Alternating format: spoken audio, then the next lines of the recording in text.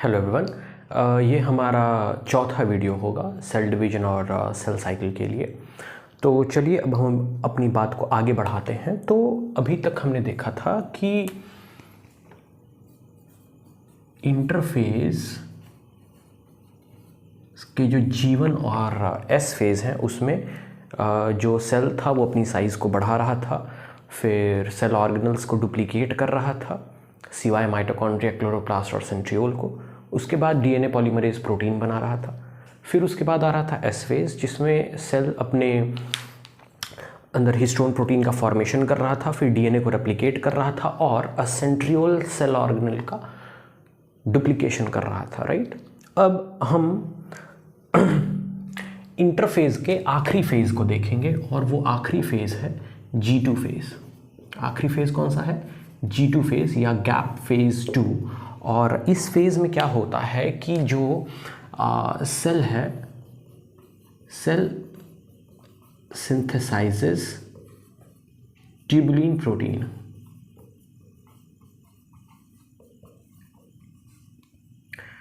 that help in formation of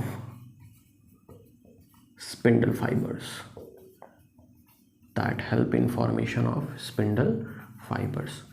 तो G2 phase में cell जो है वो ट्यूबुलिन प्रोटीन का फॉर्मेशन करता है। किस प्रोटीन का फॉर्मेशन करता है? ट्यूबुलिन प्रोटीन का। और ये ट्यूबुलिन प्रोटीन जो है ये किस काम में आता है? तो ये स्पिंडल फाइबर बनाने के काम में आता है। मैं आपको ये चीज़ थोड़ी सी इमेजिन करवा देता हूँ। जैसे अगर आपने डिवाइडिंग सेल को देखा होगा तो आपने क्रोमोसोम्स के साथ कुछ ऐसे थ्रेड लाइक स्ट्रक्चर्स बनते हुए देखे होंगे। ये इन्हीं को कहा जाता है स्पिंडल फाइबर। और ये जो स्पिंडल फाइबर होते हैं ये किस चीज़ के बने होते हैं? ट्यूबुलिन प्रोटीन के। राइट, तो ये ट्यूबुलिन प्रोटीन का फॉर्मेशन जो सेल है वो किस फेज़ में करता है? इंटरफेज के G2 फेज़ में। राइट, तो अगर मैं एक कंप्लीट सेल साइकिल ड्रॉ करूं,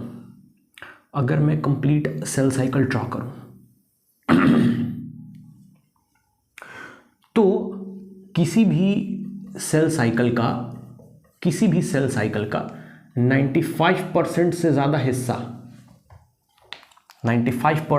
हिस्सा कौन ले लेता है? इंटरफेज। इसका मतलब ये हुआ कि किसी भी लिविंग ऑर्गेनिज्म का सेल हो,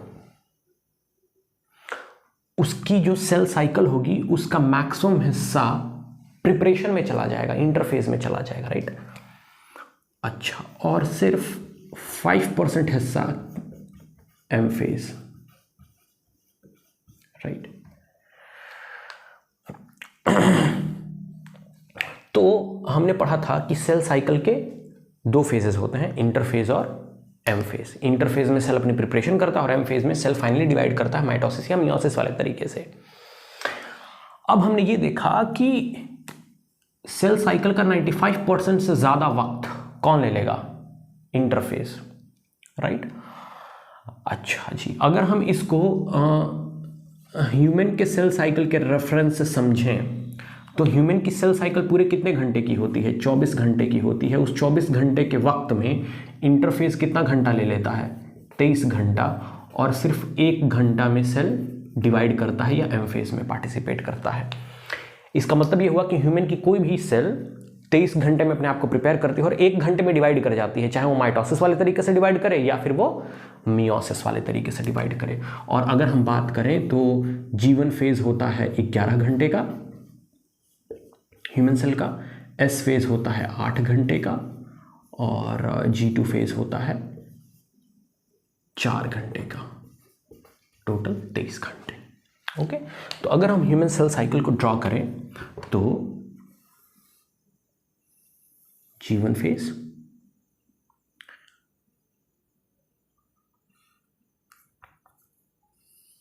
एस फेज, ये होगा आपका G2 फेज और ये आएगा एम फेज। तो ये हो गया आपका सेल साइकिल का G1 फेज, ये एस फेज, ये G2 फेज और ये आ गया आपका M phase.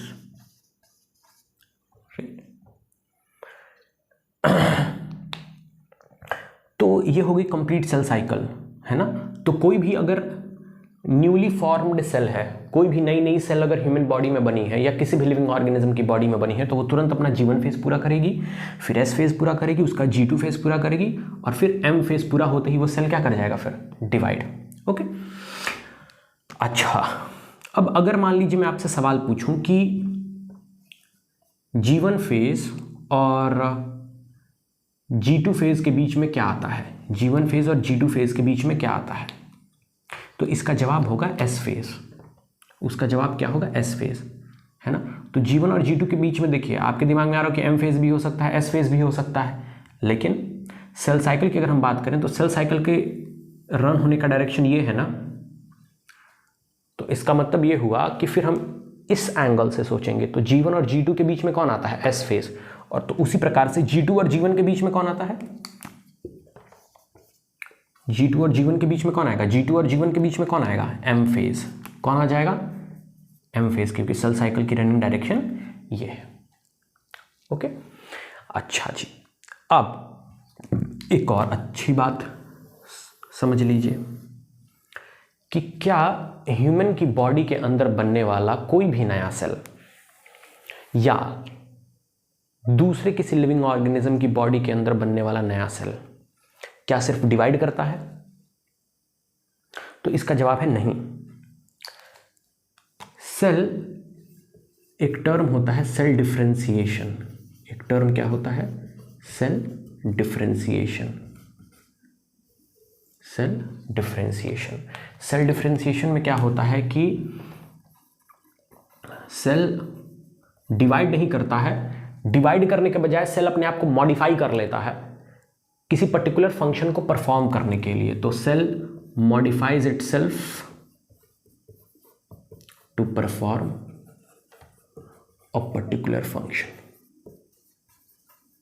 To perform a particular function.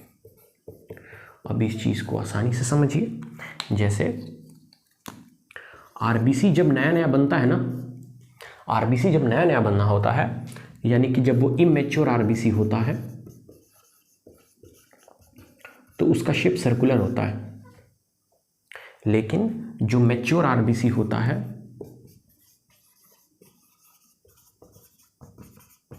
उसका शेप बाइकनकेव हो जाता है।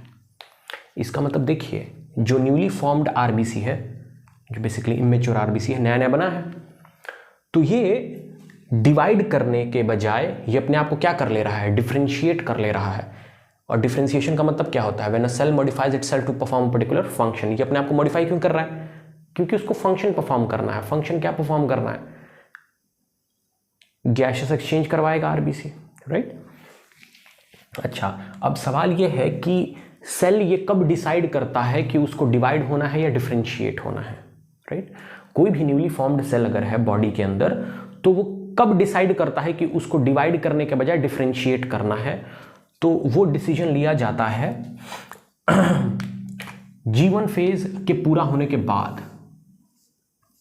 G1 फेज के पूरा होने के बाद कोई भी न्यूली फॉर्म्ड सेल है, G1 फेज अपना पूरा करेगा और G1 फेज को पूरा करने के बाद वो सेल अपने आप को क्या कर लेगा, डिफरेंशिएट कर लेगा। क्या कर लेगा, डिफरेंशिएट।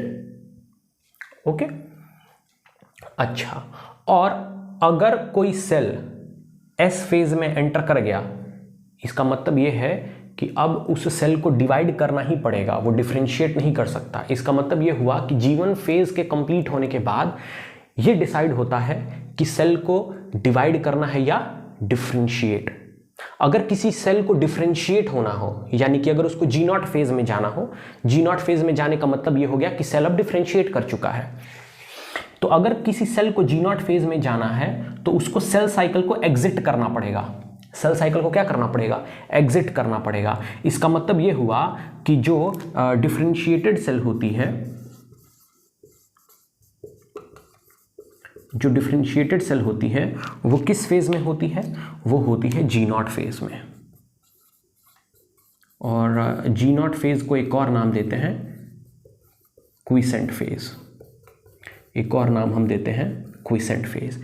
इसका मतलब ये हुआ कि ह्यूमन बॉडी के अंदर जो सेल G0 फेज में है ना, वो सेल ज़रूर किसी ना किसी फंक्शन को परफॉर्म कर रही होगी, राइट। और जी नॉट फेज में कोई भी सेल है अब वो डिवाइड नहीं करेगी। लेकिन यहाँ पर एक कैच है, तो जी नॉट फेज में पहुँचने के बाद क्या होता है ना कि कुछ सेल्स ऐसी होती हैं जो सिग्नल मिलने के बाद दोबारा डिवाइड होने के लिए चली आती हैं, यानी कि जी नॉट फेज से वापस वो सेल साइकिल में चली आती हैं, right. Example skin cell, skin cell जैसे ये स्किन की सेल है, फंक्शन परफॉर्म कर रही है ना, इसका मतलब वो किस स्टेज में है, जी नॉट स्टेज में है। लेकिन जब स्किन कट जाती है तो दोबारा वहाँ पे नई स्किन सेल्स आ जाती हैं ना, वो इसलिए आती हैं क्योंकि जो जी नॉट फेज में स्किन सेल्स पहले से मौजूद थी वो दोबारा से डिवाइड होने के लिए चली आती हैं, यानी कि दोबारा से वो सेल साइकिल वाले फेज में एंटर कर जाती हैं, तभी तो वहाँ पे फिर नई स्किन आएगी। ओके अच्छा, और कुछ सेल्स ऐसी होती हैं ह्यूमन बॉडी की जो अगर एक बार जी नॉट फेज में चली जाएं तो कितना भी सिग्नल मिले वो डिवाइड करने के लिए वापस नहीं आएंगी। इसका मतलब वो जी नॉट फेज से वापस एस फेज और जी टू फेज में एंटर नहीं कर पाएंगी। और वो सेल्स हैं न्यूरॉन और हार्ट सेल्स। ओके, तो इस वीडियो में हमने पढ़ा इंटरफेस के जी टू फेज के बारे में, जिसमें सेल ट्यूबुलिन प्रोटीन का सिंथेसिस करता था। उसके बाद हमने सेल साइकिल का स्ट्रक्चर ड्रॉ किया, G1 phase, S phase, G2 phase और M फेज, और हमने किस सीक्वेंस में सेल साइकिल फ्लो करती है उसको हमने देखा। ओके, और हमने ये भी देखा कि कोई भी सेल साइकिल हो, किसी भी लिविंग ऑर्गेनिज्म की सेल की साइकिल हो, 95% से ज़्यादा वक्त कौन लेगा, इंटरफेज, और 5% के आसपास M फेज, यानी कि वो सेल डिवाइड कर पाएगा। तो हमने एग्जांपल लिया था ह्यूमन सेल का, तो ह्यूमन सेल का जो इंटरफेज होता है वो 23 घंटे का होता है और जो डिवाइडिंग फेज होता है वो 1 आवर का होता है। ओके अच्छा, उसके बाद हमने देखा था कि ये ज़रूरी नहीं है कि कोई भी नया सेल अगर ह्यूमन बॉडी के अंदर है या किसी भी लिविंग ऑर्गेनिज्म की बॉडी के अंदर है तो वो डिवाइड ही करेगा, यानी कि वो सेल साइकिल कंप्लीट ही करेगा। नहीं, सेल डिफ्रेंशिएट भी करता है, और सेल डिफ्रेंशिएट कब करता है, G1 फेज पूरा होने के बाद। इसका मतलब यह है कि G1 फेज के बाद ये डिसाइड होता है कि सेल को डिवाइड करना है या डिफरेंशिएट। अगर उसको डिफरेंशिएट करना है तो जी नॉट फेज में चला जाएगा, और अगर डिवाइड करना है तो एस फेज में चला आएगा। जी नॉट फेज में अगर कोई सेल है, इसका मतलब वो सेल कैसी सेल है, डिफरेंशिएटेड सेल है। इसका मतलब वो डिवाइड नहीं करेगी, और अगर करेगी भी तो सिर्फ स्पेशल सिग्नल्स मिलने पर, जैसे स्किन सेल, सिग्नल मिलने पर ये जी नॉट फेज से वापस लौट करके किस फेज में आ सकती है, एस फेज में, और एस फेज से फिर G2 और फिर वो डिवाइड कर जाएगी, राइट। तभी तो हमारी स्किन डैमेज होने के बाद भी रिप्लेस हो सकती है। अच्छा, लेकिन ह्यूमन बॉडी की 2 सेल्स, न्यूरॉन और हार्ट मसल सेल्स, ये ऐसी सेल्स हैं जो अगर जी नॉट फेज में चली गई तो कितना भी सिग्नल दे दीजिए वापस डिवाइड होने के लिए वो नहीं आएंगी। इसका मतलब वो जी नॉट फेज से वापस से सेल साइकिल में पार्टिसिपेट नहीं करेंगी। ओके, तो आई होप आपको इस वीडियो से मदद मिली होगी, और अगर आप हमारी मदद करना चाहते हैं तो आप हमारी वीडियोस को लाइक करें, शेयर करें, हमारे वीडियोस पे कमेंट करें ज़्यादा से ज़्यादा, और please subscribe to our channel. Thank you.